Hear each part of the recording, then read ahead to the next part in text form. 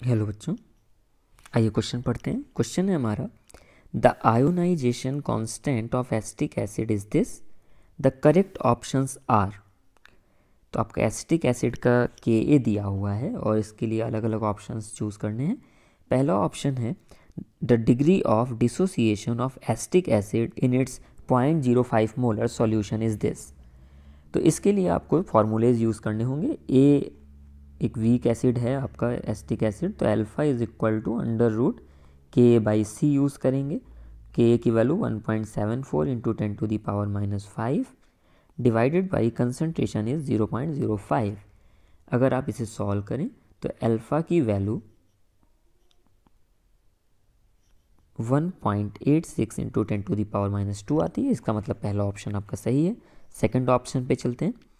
Second option, the concentration of acetate ion in the solution is this. जो acetate ion का concentration होगा CH3COO minus is equal to C alpha, concentration is 0.05, पहले option का ही लेंगे। Alpha is this 1.86 into 10⁻²।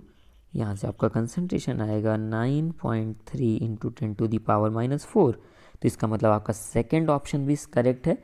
अब third option को check करें। pH of the acetate ion in the solution is 3.03। Basically pH पूछ रहा है सॉल्यूशन का, तो pH अगर हम निकालें तो वो आता है आपका माइनस ऑफ लॉग H+। अब जितना H+ होगा उतना ही एसीटेट आयन भी होगा, तो आप डायरेक्टली यहाँ पे 9.3 इंटू 10⁻⁻4 पुट कर सकते हैं। तो ये आपका आएगा 3.03 सॉल्व करने पर। इसका मतलब थर्ड ऑप्शन भी करेक्ट है।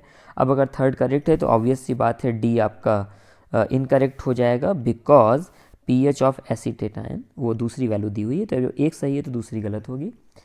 आई होप आपको समझ में आ गया होगा बच्चों। Thank you.